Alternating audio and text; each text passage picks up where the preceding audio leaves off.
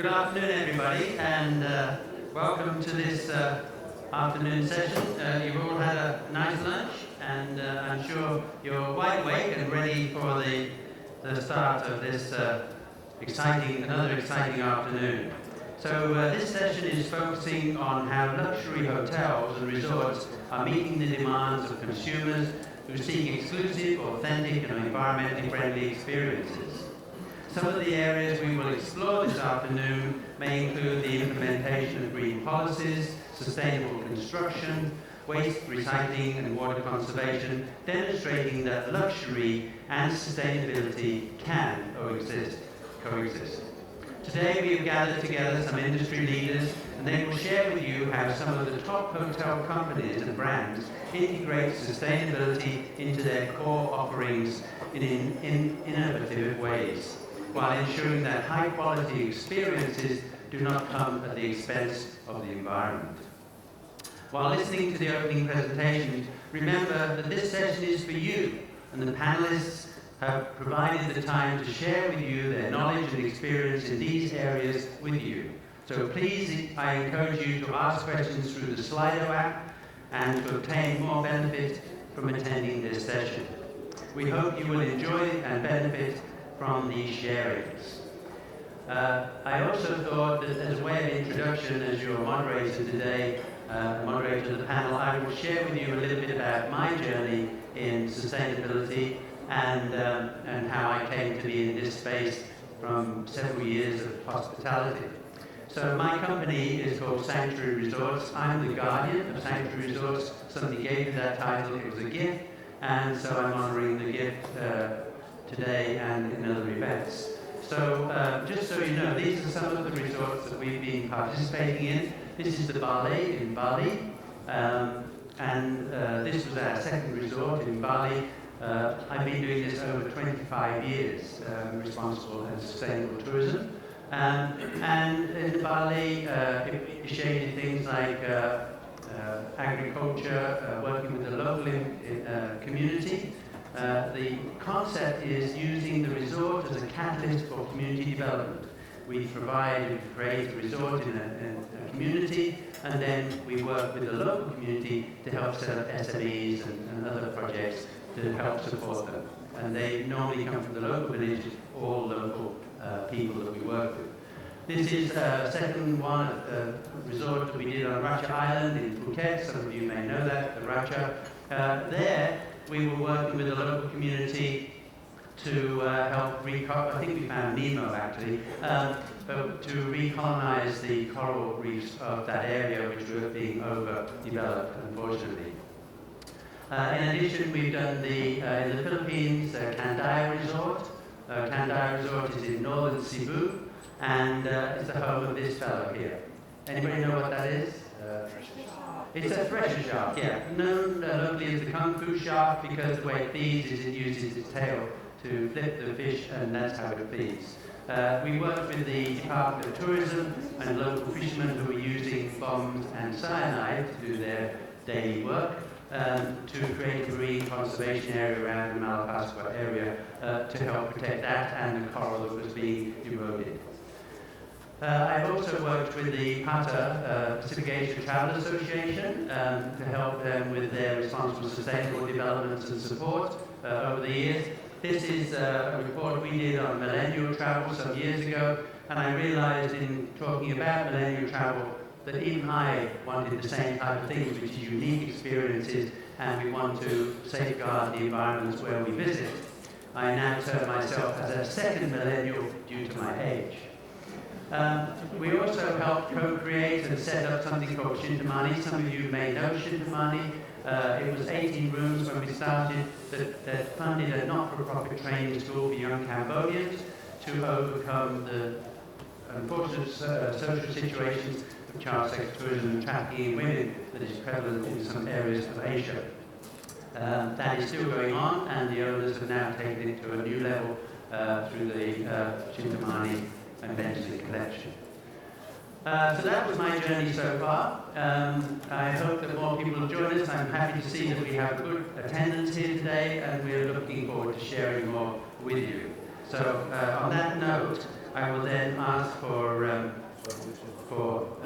Grace Hu to come up and share with us her presentation for the afternoon. And I'll give you an introduction to Grace just shortly once I figured out how to use my iPad, which is new. So, this is Grace Hu, and Grace is the Chief Sustainability Officer of Dawson Hotel Group, one of the largest hotel chains in China. She's leading the sustainability initiatives, driving the ESG programs, and she's also working with the China Hotel Association as the leader of the association's expert group. She's currently actively collaborating with the government and industry associations to update national green hotel standards and develop new national standards. Grace, the floor is yours. Thank you. Oh, so you've covered everything that I want to tell everyone. so instead of my name, my first slide is, I think, is all of our purpose each day. I think that hospitality in China is the things I can share with you. I'm just the people serving on the ideas, and the more time, I hope we can find more questions, requests, or curious things to us that we can answer. Please stand on the stage. Okay. And we can all see you. Thank you. Well, that's so true. So that's me. I mean, I have two titles. One is what Andrew mentioned, the CSO of Dawson Group. So I should be very transparent and honest to you. So the Dawson Group is not that focused on the luxury. So the main majority of our hotels, around 3,000 in China, is on the business and economic. So the luxury brand we do have, we only have like 60 around China. So I can share something. But the next title is the leading expert of Green Hotel Committee of China Hospitality Association. So you can see the numbers after. So totally in China, without Airbnb type properties, we have 320,000 hotels all around China. So lots of them, mainly in some rural areas, and also plus like the Four Seasons, we will have excellent input from Jose in the later. There are so many opportunities in China, and we all notice that China plays more and more powerful and the bigger market in all over the world. So another you can see in the green ones, I want to show you that just like sustainability, I took a very broad each in very different areas for the ISO, for the child injury prevention, and also I'm the psychological counselor. So I want to give you an idea that sustainability is not something you should learn. It's something, it's a lifestyle you need to follow and decide. So that's the things for me. And then that's the two parts I'm going to through very quickly. So for the Dawson Group, I joined very late, sorry. I joined only this July, this year. So I have the hospitality industry experience less than 1 year. But previously, I got pharmaceutical, oil service, counselor, foundation, NGO industry experience, but all on sustainability. So when somebody know nothing happened in the production, know nothing on operation, even have no ideas what kind of the products we use in the hotel, I can give them the answer. So all of my previous experience will contribute to the next, because sustainability again is so broad. And for the next one, the CHA is the leading association in China, and it almost covers all the hotels in China. And the Green Hotel standards is the only one standards in China so far covers the sustainability.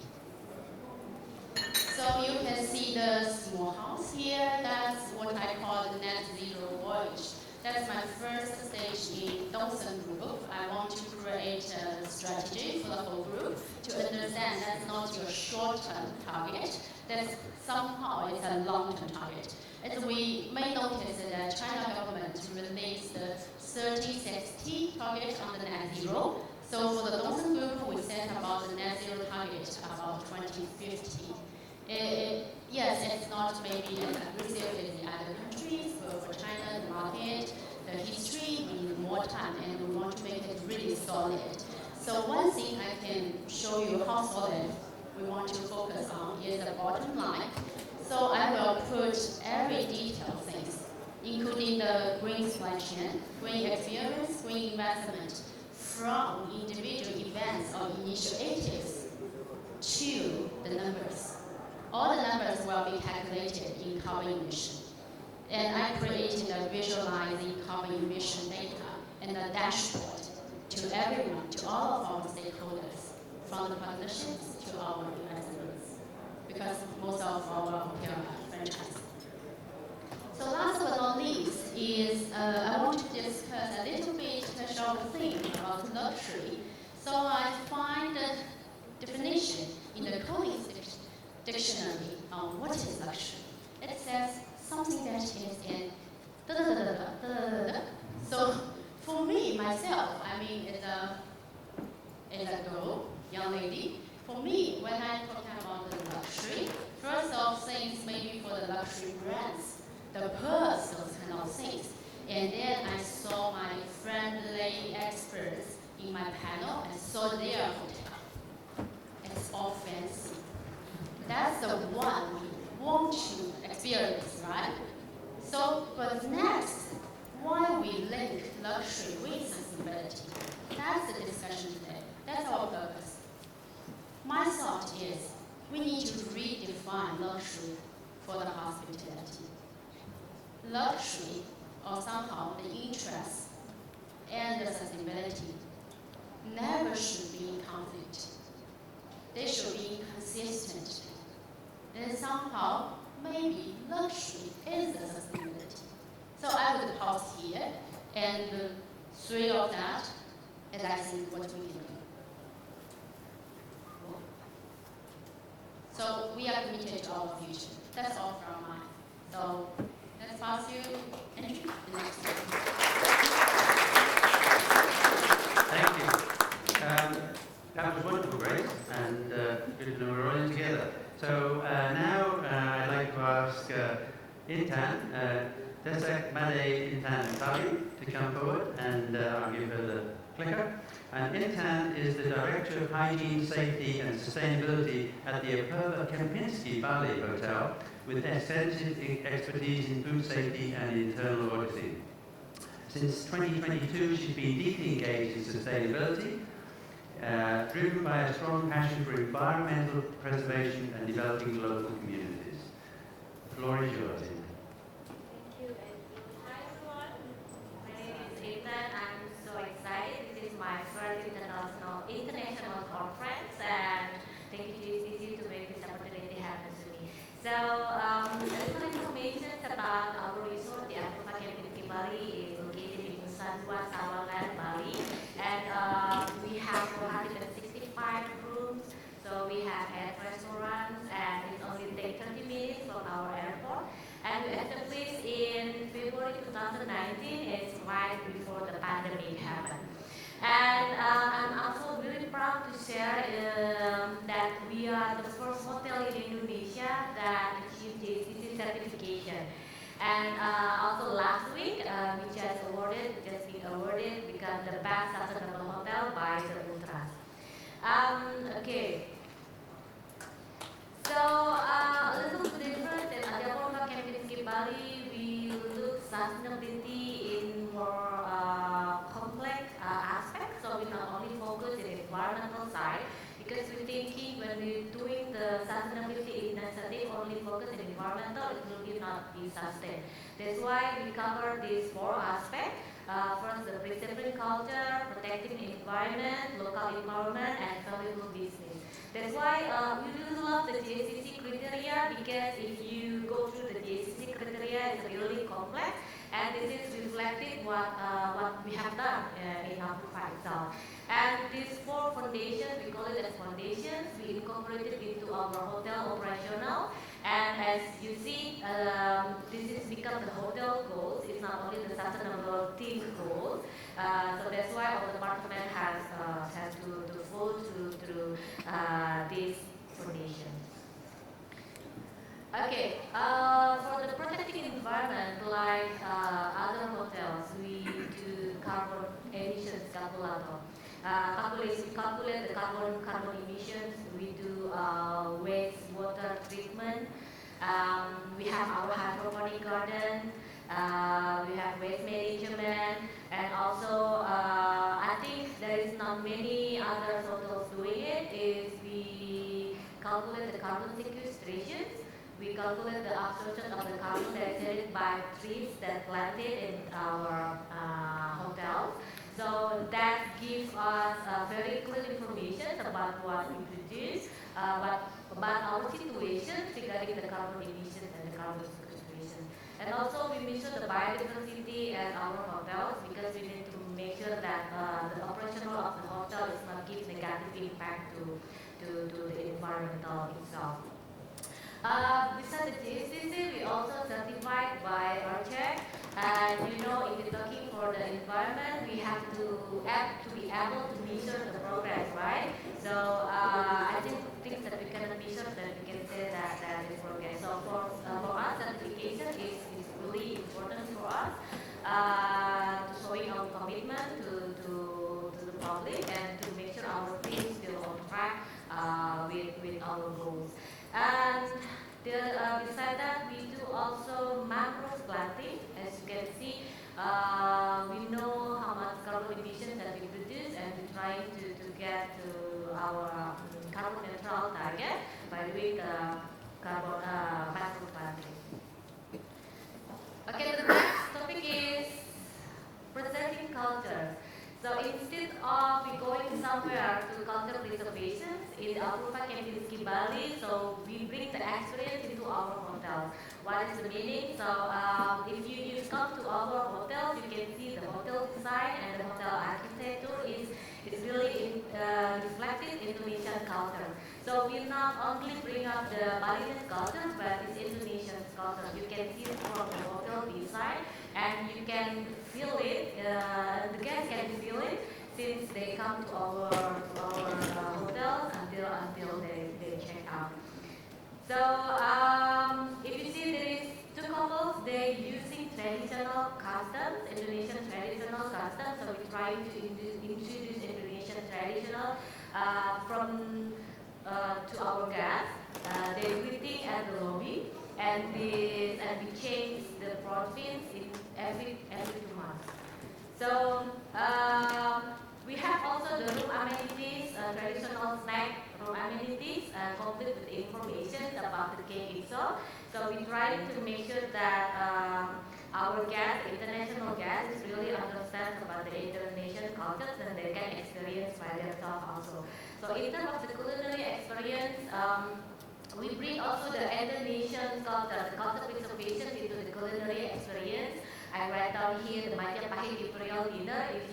If you know that Majapahit is the ancient kingdom in Indonesia, and we're trying to bring back the experience, the feel when the dinners that the kings having on the Majapahit era. And when we serve this experience, then the traditional dance also come along with the food. Also that you can feel it, the guests also can feel it in other facilities that we have in the hotels, like the spa treatment. So we absorb and we adapting the Indonesian massage techniques, and also the herbs that we use is coming from Indonesia local herbs. I'm trying to emphasize in this point that by preserving culture, Sunnah, you also doing another sustainability initiative, because by doing it, you also do a local sourcing, because when we have Indonesian menu, local menu in our outlet, so we have to make sure it's coming from the local raw material. Then also, there is a community development here also, because if you see that our lobby is quite big, and we use that as an exhibition for the local artists. So that's why we try to preserve the culture into our operational and incorporate it in as a department in our hotel. Okay, in terms of social aspect, so local empowerment, we have sustainable agriculture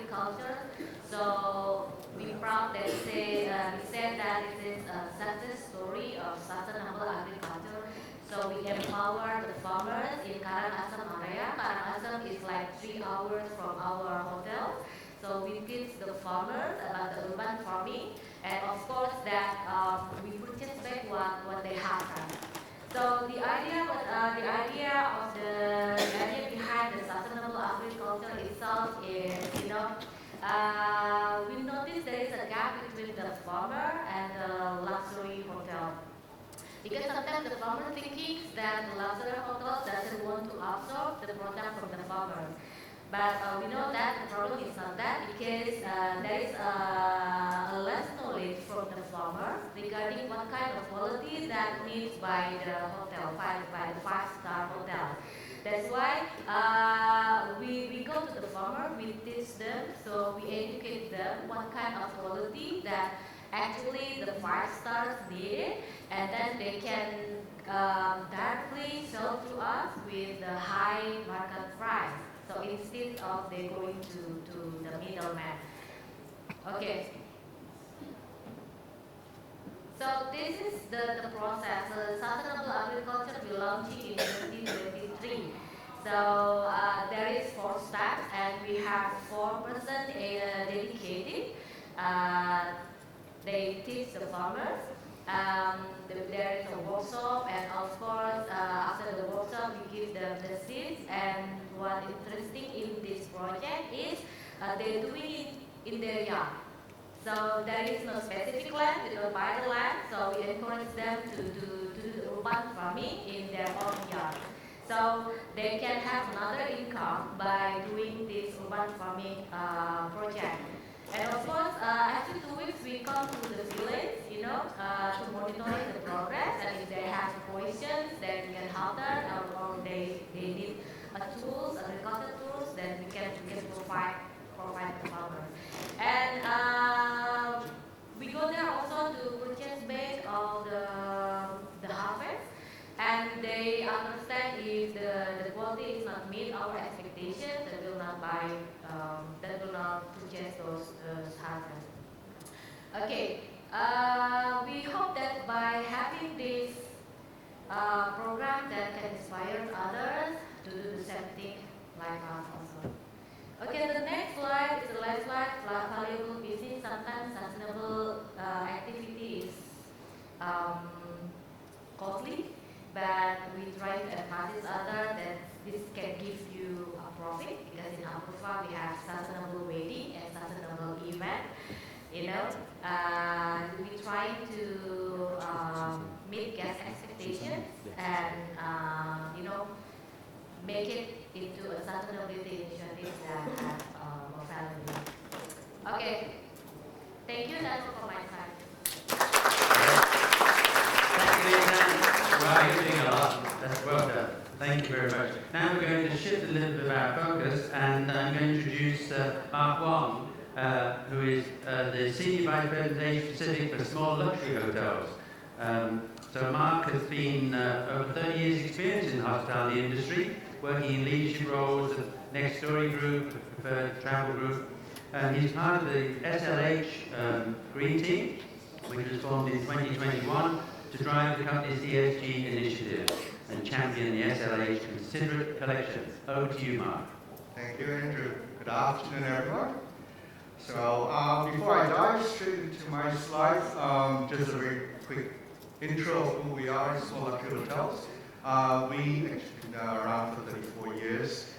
We've been curating a portfolio of small independently owned hotels and resorts, luxury resorts that's got luxury beach resorts, ski resorts, country houses, and very recently we've got a whole interest of alternative accommodations like luxury tents and also boats that are in our portfolio.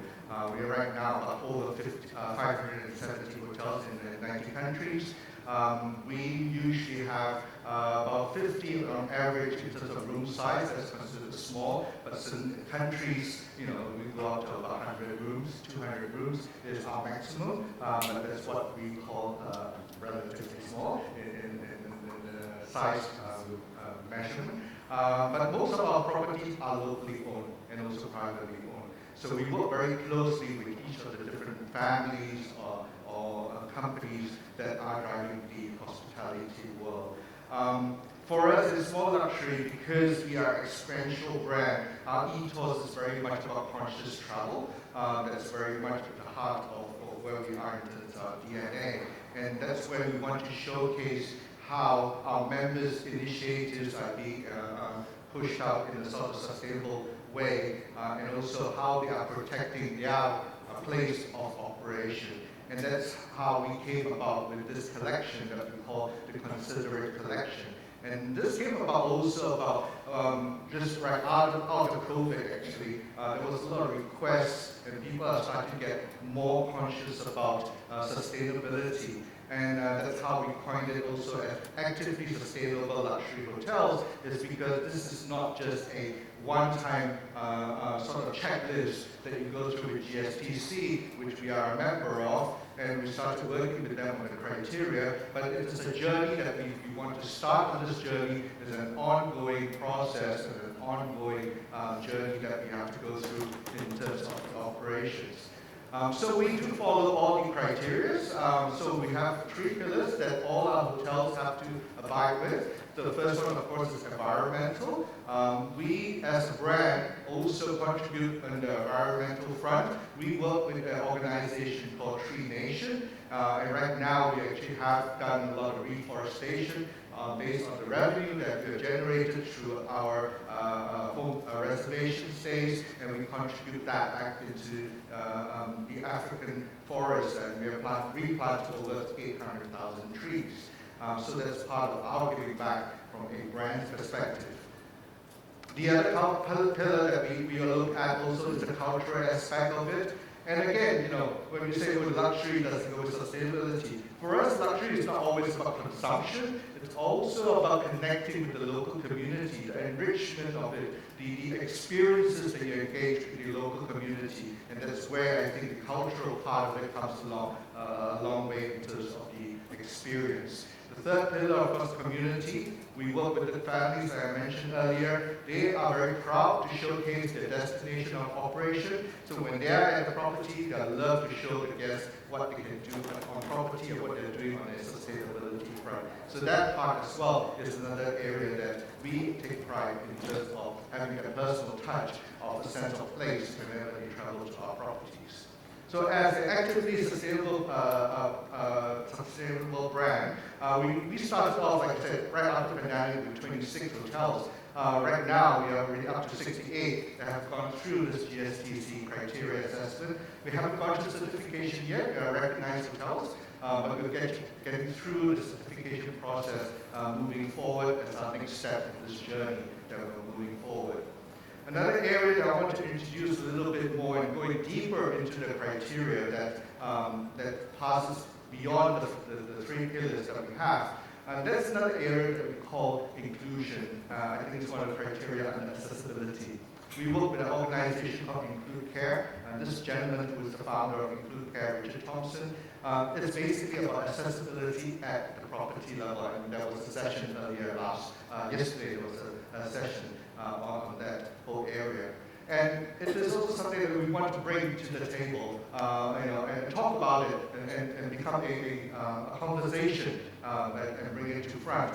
This is a Mila Hotel in the Maldives that we now have got the first resort that is being certified by Include Care, that is able to have all these facilities for wheelchair users to be able to experience the wonderful waters and marine activities on the property.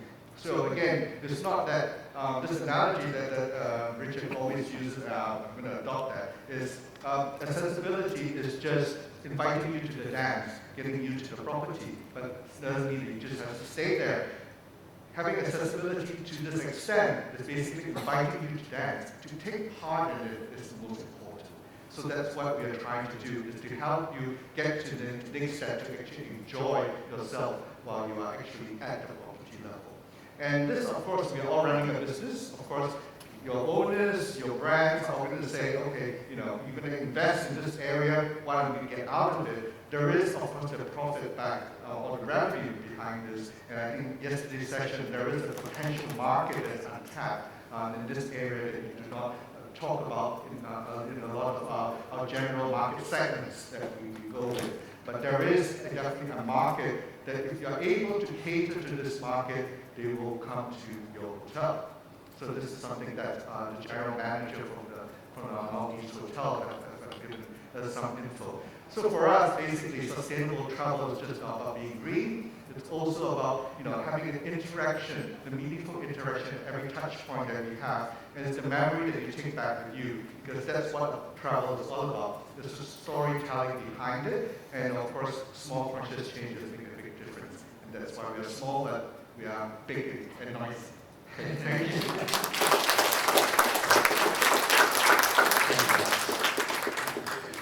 Great. Well done, Mark. And now, I'd like to introduce Jose Chapo. With over a decade of experience in sustainable development, Jose passionately advocates for a healthier planet and more equitable societies. He is the Global Director of ESG Reporting and Engagement at Four Seasons, leading the organization's internal and external sustainability-related engagement and reporting efforts. Jose, it's all yours. Thank you very much. Before I started, I just want to give a special shout out to the Aquarius Hotel culinary team. In particular, those vegan dumplings that they served earlier today were phenomenal. Probably the best food at a conference that I've had outside of course, events at Four Seasons. Thank you very much for the introduction. I really appreciate the invitation and the opportunity to be on this panel. And it's a pleasure to be here representing Four Seasons and our environmental, social, and governance team. And today I wanted to just spend a few minutes talking a little bit about who we are, for those of you who may not be familiar, our approach to sustainability, and I will also touch on our diverse resort ecosystem, some specific challenges and opportunities that are specific to resorts, and the ways in which we are addressing them. So we are a global leader in luxury hospitality and branded residential, and we focus on genuine and unparalleled service experience. As of the end of last year, we operated 128 hotels and resorts, 53 branded residential properties, and over 600 restaurants and bars in 47 countries globally. Since then, it's been a busy year. We've added 5 hotels and resorts, 2 residential properties, and have a global pipeline now of over 60 projects under planning or development. And really wanted to highlight our greatest asset, and that's our people. So we have over 53,000 team members around the world who are driven by a culture of empathy, care, and kindness to create personalized experiences for our guests, residents, and partners. The golden rule, or the simple idea that you should treat others the way you would like to be treated, has been embedded into our culture from the very beginning, and guides all of our efforts from how we take care of our guests all the way to sustainability. Through our ESG program, Four Seasons for Good, we seek to preserve and regenerate the beautiful places in which we operate and leave a positive, enduring impact on our communities. And Four Seasons for Good is centered around 2 very simple pillars, people and planet. And through our planet pillar, we focus on designing sustainable environments, minimizing our operational footprint, and connecting to the environment locally. So we're bringing our team members, building their capacity, and getting guests and residents involved in that experience as well. And from a people perspective, we are focused on advancing diversity, inclusion, and belonging for our team members within our company, as well as in our communities. Creating life-changing opportunities. Hospitality really is a great industry to be a part of, and a great equalizer, and can build very fulfilling careers for individuals from underrepresented groups. And giving back locally. So a big part of what we do is around philanthropy, around cancer research. In particular, is a big topic for us. and supporting those in need more broadly, supporting our team members in time of crisis through our employee assistance program, the Golden Rule Relief Fund. And overall, we aim to inspire others to also take action to make their communities a better place. So I wanted to share some quick highlights in terms of what we've been able to accomplish over the last little bit. From a planning perspective, we've made great strides. Of course, always a continuous improvement, a work in progress, but we really made strides in waste management, biodiversity, and conservation, reducing our operational footprint, and supporting the transition to lower carbon transportation through electric vehicle infrastructure. And this includes our recently announced partnership with the American electric vehicle producer Lucid Motors, which will see their EVs provided complimentary to guests to take where they would like at participating Four Seasons. And today, also wanted to mention that we've made substantial progress around our people pillar, including advancing our diversity, inclusion, and belonging and human rights strategies, as well as our programming. We continue to support cancer research, which is a legacy issue for us, or our legacy focus area for us, and providing financial assistance to our employees and communities impacted by disaster and conflict in recent years. And unfortunately, those issues as a global company do continue to persist, and we want to be there for our team members, and we've been able to do that through the provision of financial assistance. And now on to our resorts specifically. What does the resorts ecosystem at Four Seasons look like, and what are the sustainability challenges and opportunities that resorts have relative to hotels? So we have at the moment 50 resorts in 25 countries worldwide, and these resorts are located in various settings, including beachfronts properties such as Four Seasons Hotel or Four Seasons Resorts Koh Samui in Thailand, which is a filming location for season 3 of the popular TV show The White Lotus. Are there any fans in the room here? Great. Yes, me too. So that's one type of resort, but we have others as well. We have resorts that are in the mountains, ski resorts in the desert, and several in urban areas as well. And some unique challenges for resorts in particular include resource intensity and usage.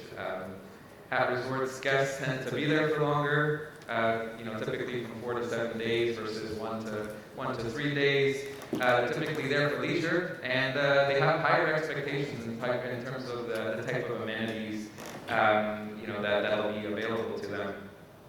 Resorts are generally larger properties with several facilities, and they often have higher energy and water needs, and can often lack nearby waste management, water treatment facilities, grid electricity, tourism infrastructure, and a reliable ecosystem of local suppliers and service providers. And this is particularly when the resort is situated in a remote location. So those are just some of the many challenges. And another key challenge is meeting community members' expectations for economic prosperity. And this is in particular in situations where the hotel or the resort, should I say, is one of the largest employers in the area. But these are some of the challenges. But looking at it from a glass half full perspective, resorts can also present unique sustainability opportunities that companies can take advantage of. Their vast space is ideal for solar power and other forms of renewable energy, water recycling systems, on-site organic waste processing, and where quality and quantity standards are unable to be met from the local supply chains, it presents really an opportunity to work with suppliers and take a long-term approach and build their capacity, really enhancing that economic impact and community development support. And operating in areas where biodiversity may be at higher risk is an opportunity to raise guests, residents, and community awareness of conservation issues, and to partner with NGOs to really address those issues directly. And Overall, the resorts present an excellent opportunity to make a community impact relative to hotels in particular through employment opportunities and training and support of local supply chain. So there's a lot of, overall, there are a lot of opportunities as well. It's not just on the challenge side. So how does Four Seasons address the sustainability of resorts and other properties? So aside from the other efforts that I mentioned earlier, in 2023, we reached an important milestone in publishing our new sustainability standards, which apply to all hotel, resort, and residential new builds and major renovation projects. And that's in particular those that are initiated from January of 2024 onwards. And these standards are structured around three specific pillars: environment, health and well-being, and net zero. And what the implications of these standards are is that each property is expected to achieve LEED Gold certification or equivalent, follow select Fitwel standards for supporting the health and well-being of guests and employees and residents, and focus on achieving one net zero carbon, waste, or water certification, depending on the most significant environmental issue in the local area or in the region. In addition to the three pillars, there's 8 focus areas that guide and inform the design, construction, and operation of our properties. But what about existing properties, you might be asking? Well, we're expecting all of our existing properties to achieve a green building or sustainable tourism certification. Currently, we have 21 properties that are certified. When I was preparing for this presentation, it was actually 20, but we got a nice email coming in today from one of our properties that mentioned that they got certified. So we're at 21 properties that are certified, including our hotel here in Singapore, which has just recently achieved the GSTC certification, and we have 7 more that are in progress. Overall, the standards that I just shared with you, certification requirements, and other initiatives position our resorts very, very well to address the sustainability challenges and opportunities that we covered. And the goal is, of course, to continuously improve over time. Just wanted to share some really quick examples with you of resorts that are really working diligently to address many of the sustainability challenges and that are working to take advantage of those opportunities.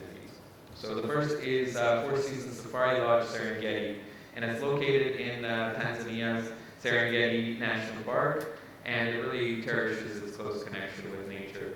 The lodge uses over 2,200 solar panels combined with on-site battery storage, allowing it to operate entirely on clean energy during periods of lower demand. It is projected to reduce greenhouse gas emissions over the next 25 years by over 14,000 metric tons. In addition to this initiative, which was completed earlier in the year, the property also has a full-scale on-site sewage treatment plant, supports various NGOs, including Hope for Girls and Women, which is a local nonprofit supporting those fleeing female genital mutilation, as well as other forms of gender-based violence. We partner with various tourism schools in the area, and they source extensively, locally and regionally, with over 75% of their goods being supplied by Tanzania-based suppliers. And the last example I wanted to share is from our Four Seasons Resorts Maldives properties, specifically in Landagira Baru and in Udahura. And their marquee social impact program is the Four Seasons Resorts Maldives Hospitality Apprenticeship Program, a little bit of a long name. But it's a training program that supported over 850 17 to 20-year-olds across the Maldives since 2001, and then setting them up for exciting careers in hospitality, and not just in Four Seasons, but also outside of Four Seasons. It's a government of Maldives accredited program, and includes practical and theoretical training at our properties, and fills a great need for hospitality training in the country. In addition to this program, other notable initiatives include support for local lacquerware artists, musicians, suppliers, and 90% of their seafood is coming from Maldivian sources. They're both EarthCheck Silver certified, and they have a pioneering partnership with local NGO Reefscapers, which is working to restore coral reefs in the Maldives. And through that partnership, we've seen more than 250,000 fragments of coral planted in the ocean. And at Landagirovaru specifically, we have an in-house marine discovery center led by 15 marine biologists that live on the island, and the property also has one of the Maldives' largest resort-based solar installations, comprising over 3,100 panels and avoiding over 650 metric tons of carbon emissions annually. So those are just a few of the examples of how our resorts are taking action and addressing those sustainability challenges and embracing those opportunities. Really appreciate your attention and time, and look forward to the discussion and questions. Great.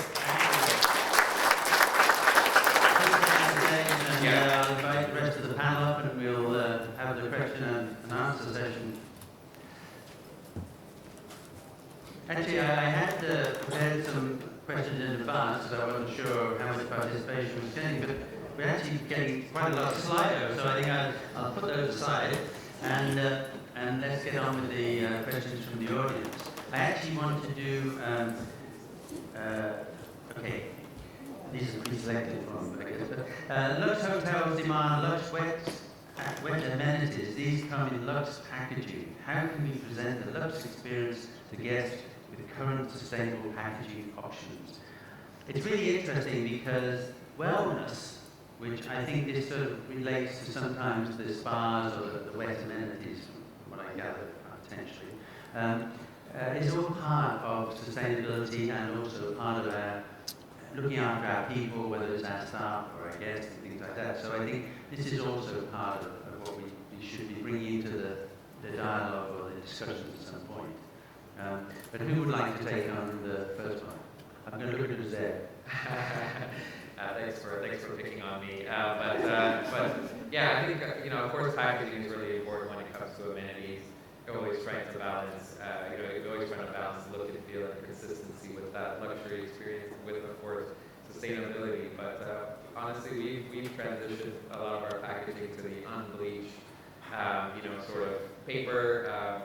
In many cases, FSC certified, sometimes compostable as well, and we do monitor guest feedback on these items. We do look at, our guest feedback surveys, comments from the team members about these things, and honestly, the transition has been quite smooth. I think, the important thing is that those items are available to those individuals when they need it, and that the products are functional, and that the transition to more sustainable packaging hasn't been much of an issue. And this question is specific to wet amenities, but even when it comes to things like takeaway packaging for food, dental kits, etc., the transition has been quite smooth. So I think sometimes we're afraid, or we think that the luxury customers might not appreciate certain things, but in reality that may not be the case. So my advice is to really test those items and really test those theories, and don't just make the assumption that that's how the customer is going to, or the guest is going to feel.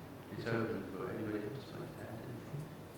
So I think I want to add something. So yes, like what Lucia said. So we have to find the eco packaging. So, but you don't have you still have to consider the design of the packaging. So now when you're looking for the eco packaging, because we are in luxury hotel, sometimes the guests want sustainability materials, but they still want to feel the luxury of the hotel itself.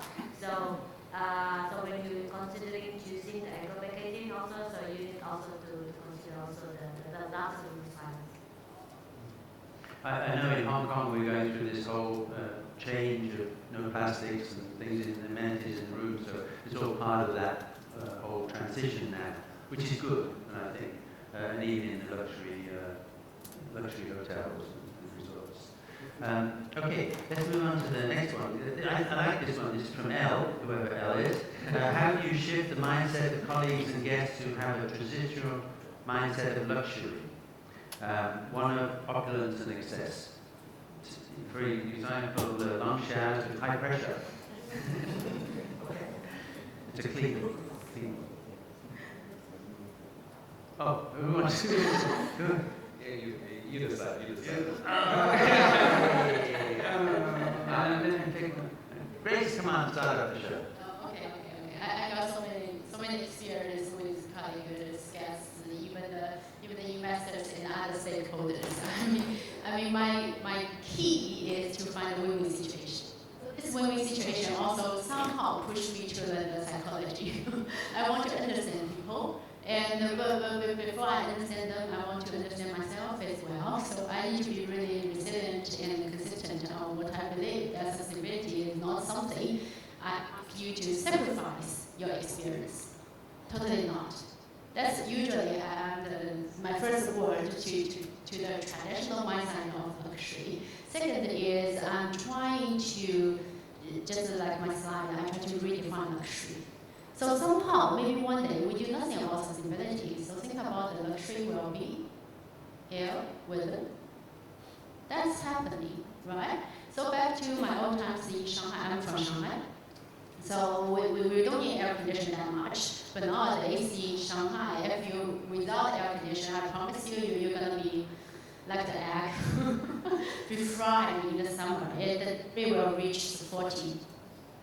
So that's climate action. So I think when you have really transparent and sincerely talk with your colleagues, with your guests, and even I think most of you notice that China people are really practical. They so focus on the money, they so focus on the ROI, but no one will refuse anything good for them indeed. Somehow the conflict is just between the short term with the long term, but everyone cares about their future.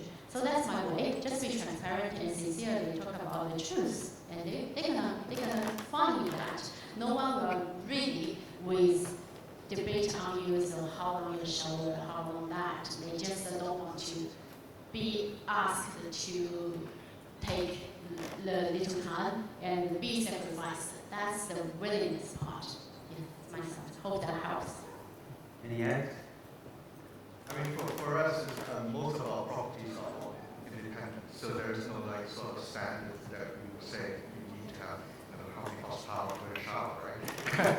So in the sense that I think we compensate itself with the whole experience, because by the time you already selected that property, you have going there with a sort of mindset of what to expect in that property. So the whole experiences encompasses it. So really the sort of sense that you are being educated, you're coming in with a much more educated, informed decision of what you're getting into. So that's also one way of where we sort of, that starting point is not that you're stepping into a 5-star hotel, you must have all these set of amenities.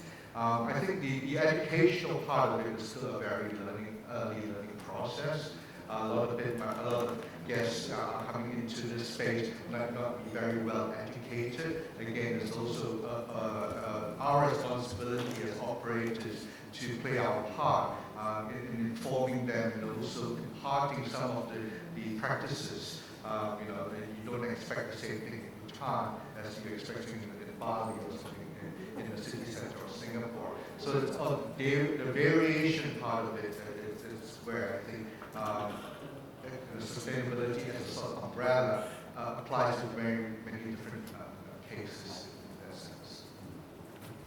I've got one here for Itan, and it says, what is the motivation behind being the first GSTC certified hotel in the country, and who or what made it possible? Okay, the motivation, I think because we want to inspire other hotels to do the sustainability movement, so we did things that big.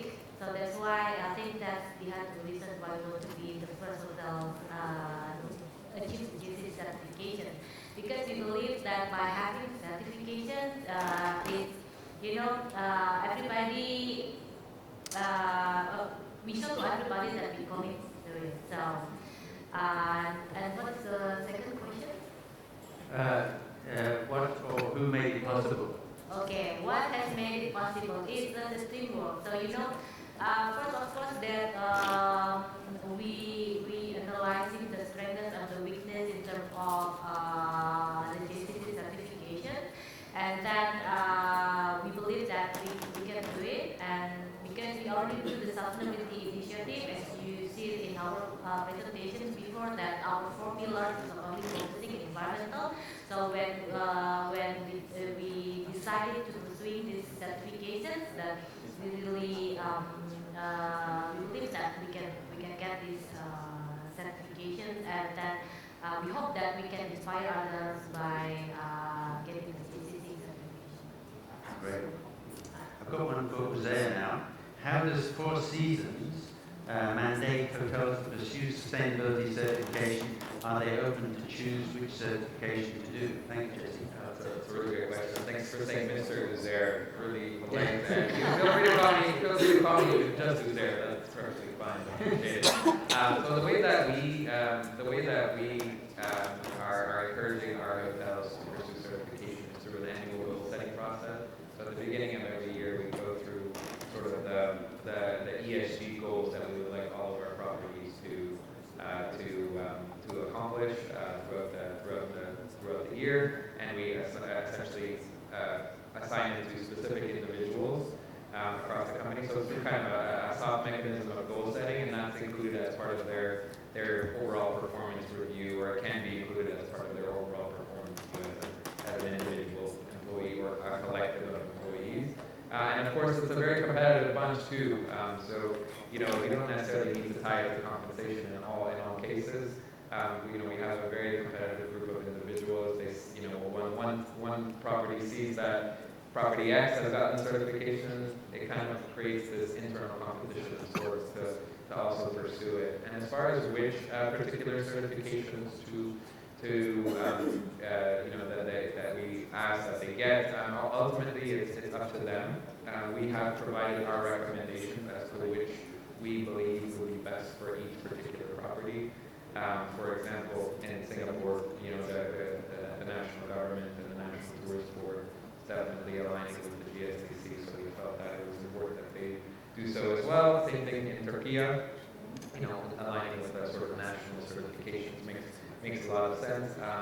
But we have particular recommendations for each of them, but ultimately it is up to them to choose the ones that we would like, or the ones that they would like. So those are some of the ways in which we are kind of addressing the certification topic. Great, thank you. Anybody else? Mr. Mark, it's generally hard to measure social impact and its ROI. Could you share what the metrics of ROI were for the inclusivity initiative you shared there?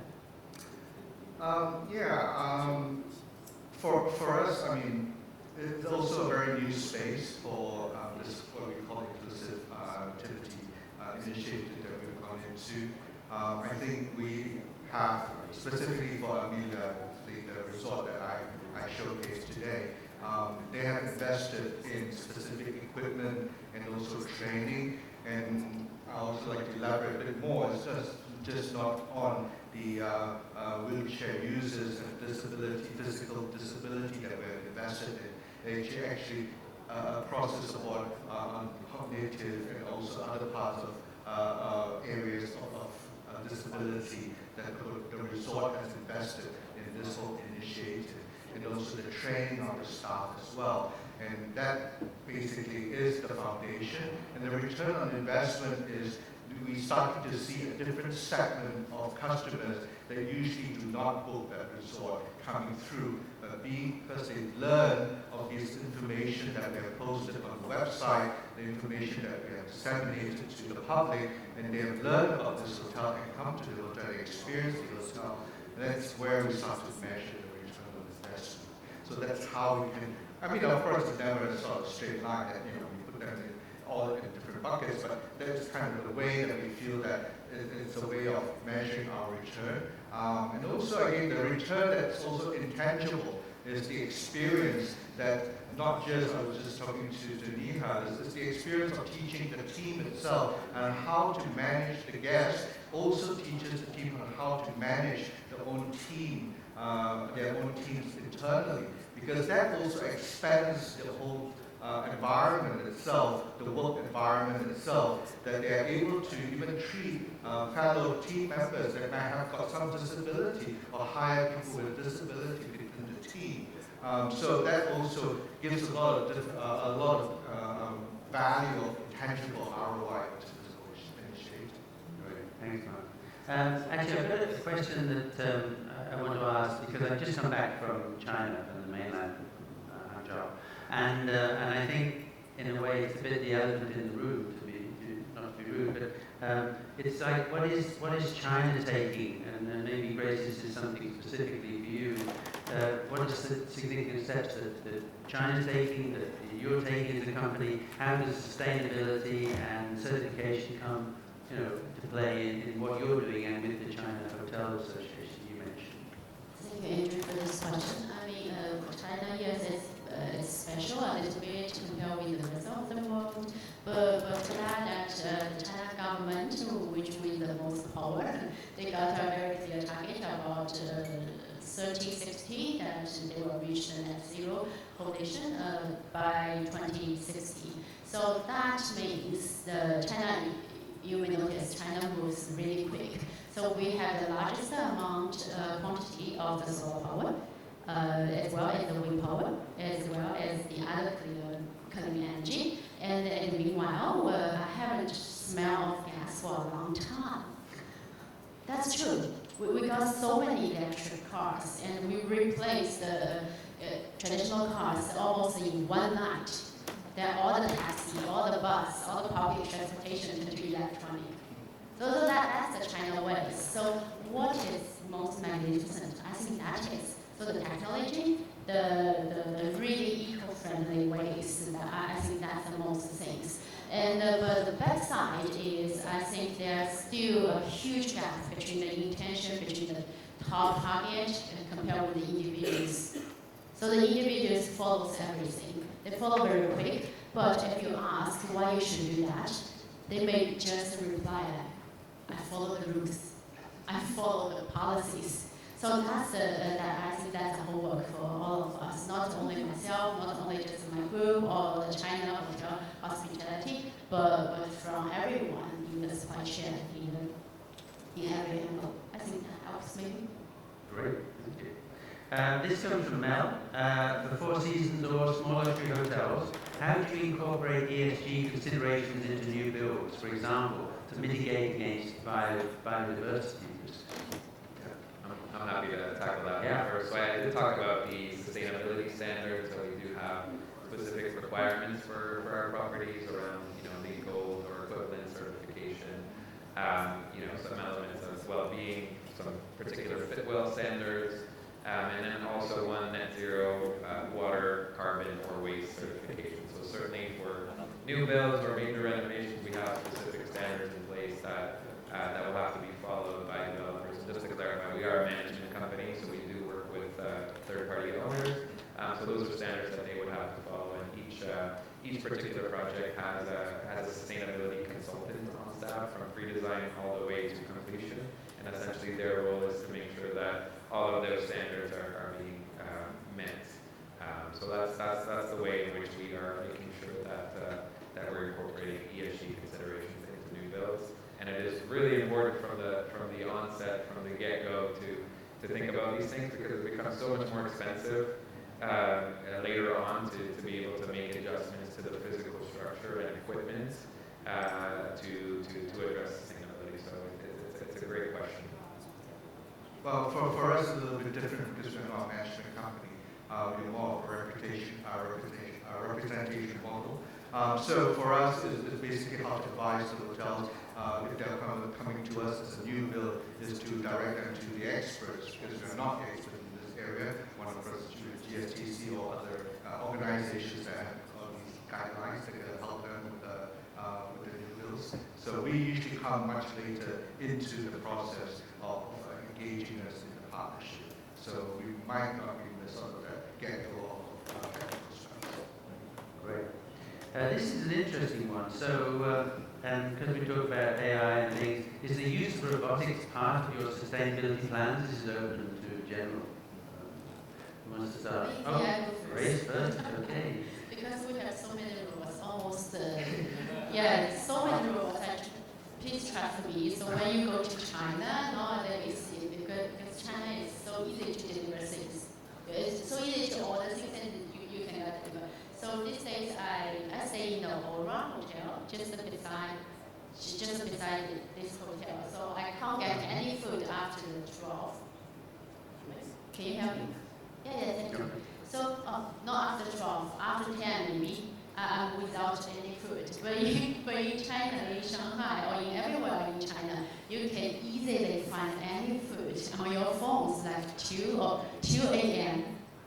So, there's not so many people, and I think that hurts our laborers' well-being. Really, if we ask our ayi to deliver the food to our clients. So nowadays, almost at least 1 or 2 robots will be with the hotels. So we use the robots to deliver the food, and the robots will go by themselves to charge themselves. And they even will talk to you. I met several times, like happy to meet you. I want to go to the elevator with you, something like that. That's cute. But also, I think, yes, the best side is I think we cost some labor, but the good side is we won't harm any red eyes, working load, working time, those kind of things. So definitely, it's very important in my plans. No, not for us, because I think most of our hotels are quite small.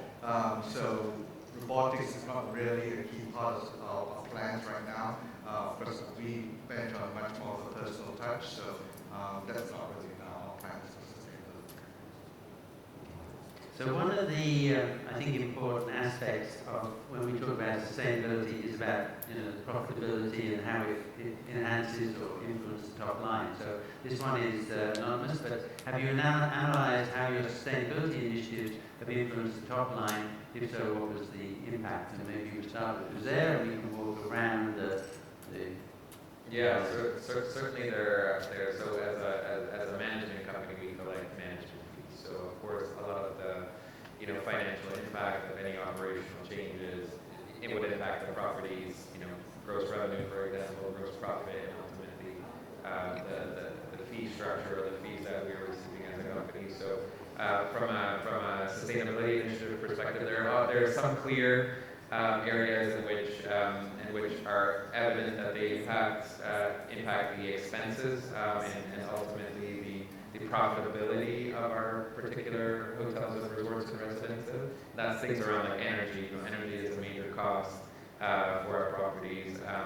Water, waste management, for example. So those 3 items in particular, and of course the cost of the changes in terms of transitioning to more sustainable supplies, like consumables such as Tupperware, not Tupperware, takeout containers, etc. So those are the things that we've looked at the financial impact of.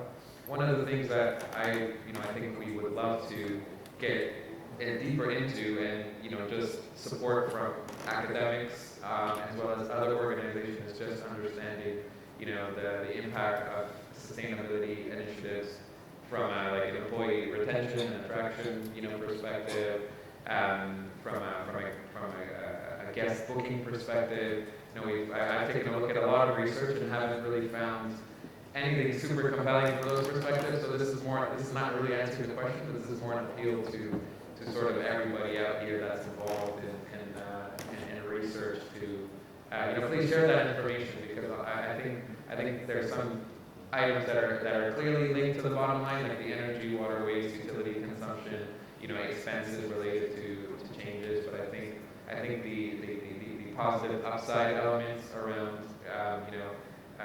guest retention and guest attraction, employee retention, those types of things are things that we want to kind of continue to reinforce and build the case for a little bit more.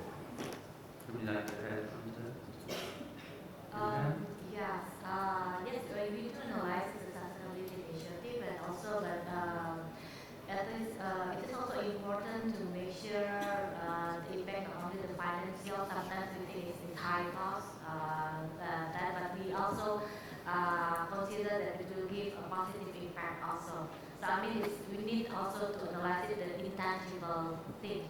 So when we're talking about the sustainability initiative that's coming up in your mind, the first thing is high cost, right? High investment. So we're trying to make sure that it is balanced between the intangible and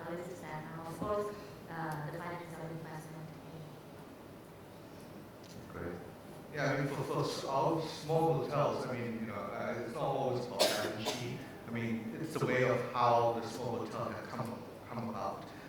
And I was just saying, sustainability for some of our hotels is just bringing the back of the house to the front of the house that you see and tell their story of what they're actually doing. Because most of the time, you don't go to the back of the house to see the waste, and stuff like that as a guest. So you don't really see the effort that's being put into this whole initiative or this journey that they put into.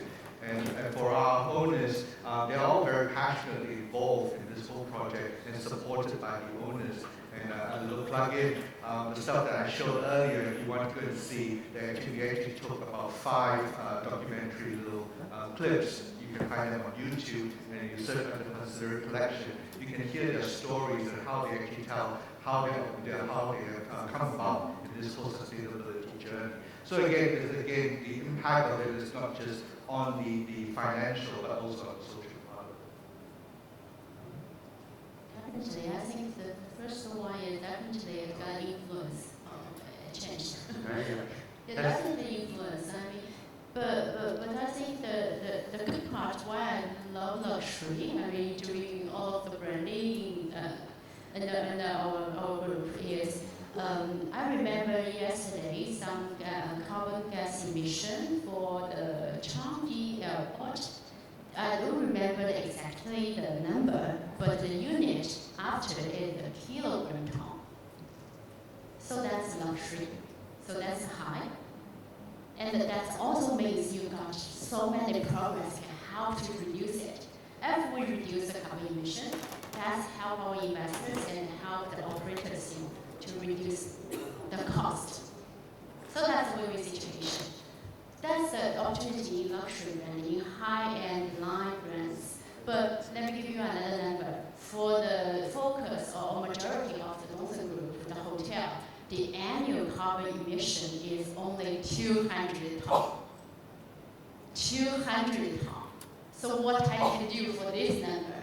So that may be lots of headaches. So influence, yes, definitely. So if the influence is negative, to be honest, I won't do that, or I just oppose it. But if the influence is everyone's happy, and that's a win-win situation, we save the money, we save the cost, and we have more people can be engaged in this journey. We can have import more technologies. That's very nice. Thanks, Grace. Last question. So we're just coming up to the end of the time, but I want to really ask this one for like two sentences or whatever. What are the most important tourism activities for small and medium enterprises that contribute to achieving sustainability goals? Quick answer. From who's there? You're going to start again. Yes, about I mean, we're not necessarily a small and medium enterprise, but I mean, but you can share your experiences. Come back to me. Okay. All right. Inta? What the most important tourism activity? Because the big guys can do it, no problem. But small guys can do it too. So, what would you share if you say it was important? Well, I think they start just do what they do now, but maybe more try to go back to the nature. Try to find out that environmental friendly and just do what. If we're talking about cultural preservation, I mean for the tourism, the small and medium enterprise stuff, just relate it with the local culture. So I think there's no really big difference on that. Great. For us, it's the whole experience at the property. I mean, basically, what we encompass is the whole experience of, from everything from the property itself, the destination itself, because we are, locally run. The people there are the best tour guides. They can take you around the destination, the food, local produce, and things like that. So you basically immerse yourself in the whole experience of coming to the property. So I would say that the activity is a total immersion of the whole experience where you actually have selected your choice of travel. Thank you. Okay, I will put my shoes on this. Separate hotels, maybe one in the debate. So I think the most important activities is really enjoy your tour. I mean, this really enjoy means you should respect the culture, act with the local people, enjoy the food. If you can do these three things, I think you protect the culture, you preserve the environment, and then you do the sustainability goals. Just to be yourself, good. Yeah. Yeah, thanks for coming back to me in the end. But yeah, I think the food is a really important piece. I think tours involving local farmers, trying local food. It's really an impactful way. Like agricultural sector is so predominant globally, especially when looking at areas where resorts are typically situated. So I think supporting local agriculture, local food systems is a great way to support the sustainable goals. Thank you. Thank you for attending this session. I hope you've enjoyed it. I hope it's been informative. We could get all the questions still, but the speakers, I'm sure, will stay behind a little bit if you like to ask them any of the questions that weren't answered. I'd like to thank them for their time and their commitment, and I'd like to again thank you for attending and wish you a good afternoon. We've run out of time. Thank you.